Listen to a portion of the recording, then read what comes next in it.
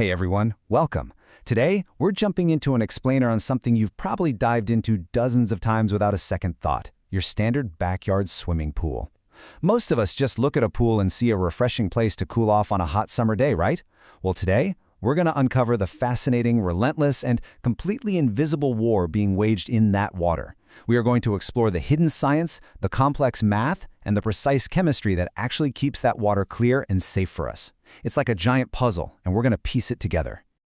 To really set the stage, look at this brilliant quote straight from the Clearwater Pool Systems Manual. I think it just hits the nail on the head. When it comes to maintaining a pool, the service tech isn't just out there casually skimming leaves off the top. As the manual says, they literally have to wear a bunch of different hats. One minute they're a chemist, balancing delicate compounds. The next they're a biologist fighting off organic invasions. They have to be a hydraulic engineer to understand water flow, an analyst crunching volume numbers, and even a doctor diagnosing the water's health. The stakes are incredibly high here, and the skills you need are just vastly diverse. So, to understand how all these roles actually come together, here's our roadmap for this explainer. First, the artificial aquatic ecosystem. Second, the language of water. Third, conversions and measurements. Fourth, calculating pool capacity. And finally, fifth, the science of testing. Let's dive right in. All right, starting us off with Section 1, the artificial aquatic ecosystem.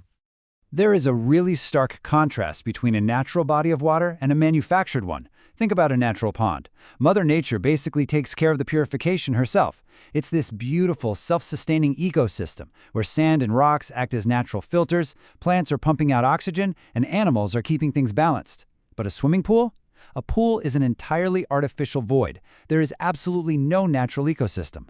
In fact, our entire goal with pool maintenance is to actively prevent an ecosystem from forming. We have to constantly intervene, using chemical sanitizers and mechanical filtration to kill off any plant or animal life that even tries to set up shop. And to fight that continuous battle against nature, we need to speak the right vocabulary. Which brings us to Section 2, the language of water.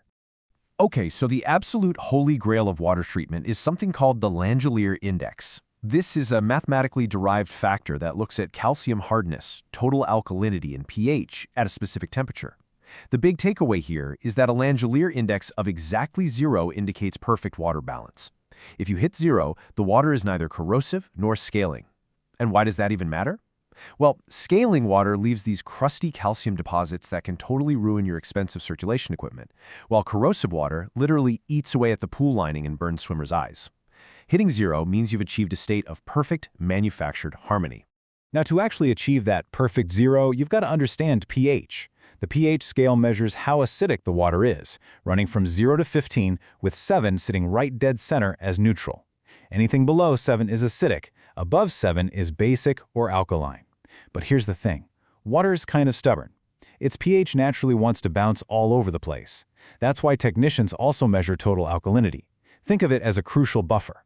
Higher total alkalinity basically gives the water a kind of shield, helping it resist those sudden, dangerous swings in the pH level.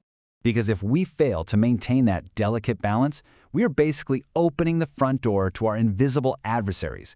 We're constantly fighting algae, those plant-like organisms just waiting for the sanitizer to drop so they can bloom and turn everything green.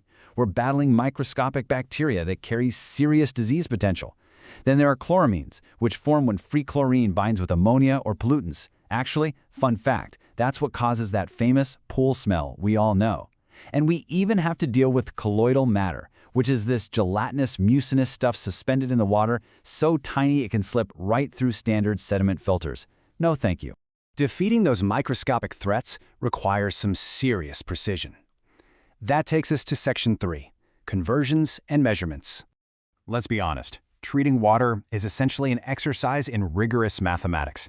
To prescribe the right cure, a tech has to navigate a whole web of measurements. You need to know off the top of your head that 1 U.S. grain per gallon equals 17.1 parts per million. You've got to know a U.S. gallon is 3.785 liters, and that 1 part per million translates exactly to 1 milligram per liter in metric. These kinds of conversions aren't just trivia. They are an everyday, absolute necessity to make sure you're calculating accurate chemical dosages without making a dangerous mistake. But perhaps the wildest number to wrap your head around is 8.33. That is the exact weight, in pounds, of just a single U.S. gallon of water. So think about a standard 20,000-gallon backyard pool.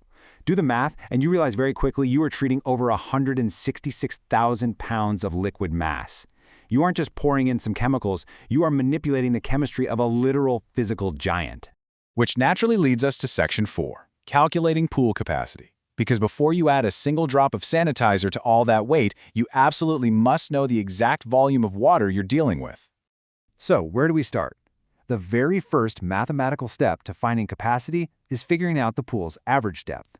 The formula is pretty simple, but it's totally foundational. You take the depth at the deep end, add the depth at the shallow end, and just divide by 2. That gives you your average depth, which becomes the baseline multiplier for literally every capacity formula that comes next.